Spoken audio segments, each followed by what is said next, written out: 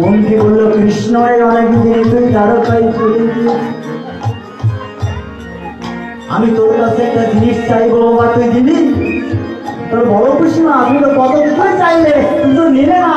সারা জীবন তুমি দুঃখ ভোগ করে গেলে, সারা জীবন রাজার স্ত্রী হয়ে রাজপ্রাসাদে থেকে সারা জীবনটা তুমি কেঁদে কেঁদে তোমার জীবন অতিবাহিত করলে।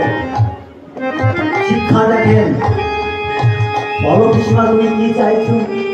কৃষ্ণ রে, আরে তুই অনেক যুদ্ধ করে কৌশল করে এই রাজ সিংহাসন আমার ছেলেদের ফিরিয়ে দিয়েছিস, এতে আমি সুখী নয়। আমি যাকে কেঁদেছি, অনেক কষ্ট ছিলাম, 14 বছরের জন্য বনবাসে ছিলাম। কৃষ্ণ যদি পারিস তাহলে আমার সন্তানদের আবার বনবাসে পাঠিয়ে দিই। আমি যদি কষ্ট না করি তো তোর মতো ভগবানকে আমি পাবো না। এই যখন সুবৈষয়িকের ভিতরে এসেছি তখন কৃষ্ণ তুই দ্বারকায় চলে গেলি, তাই কৃষ্ণ কথা দেয় আরে কখনো আমাকে ছেড়ে যাবি না।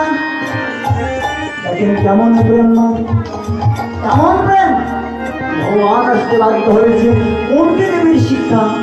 ততভাবে কলিযুগে আমার বহু সুন্দর যদি নদীয়ে অবতীর্ণ হলেন সতী দেবীর সিংহে গর্বে সুরধনের তীরে। আমি ভক্তদের ডেকে ডেকে কি বললেন জানেন? বলছে নিরিকে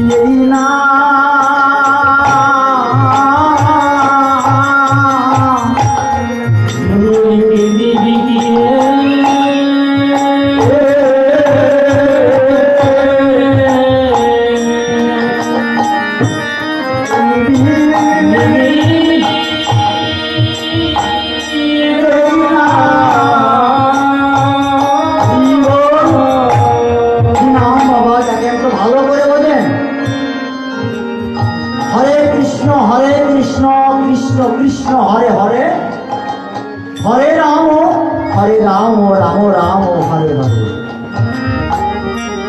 এইটা নাম 16 নাম 32 অক্ষর। তো আসলে কি 16টা নাম? ভাবুন তো আপনারা, কয়টা নাম? 4 কৃষ্ণ 4 রাম 8টা হরে, অর্থাৎ হরে কৃষ্ণ রাম। 4 কৃষ্ণ 4 বার ঘুরেছে কৃষ্ণ নাম, 4 কৃষ্ণ 4 রাম, রাম নামটা 4 বার ঘুরেছে, আর হরে নামটা 8 বার প্রদক্ষিণ করছে।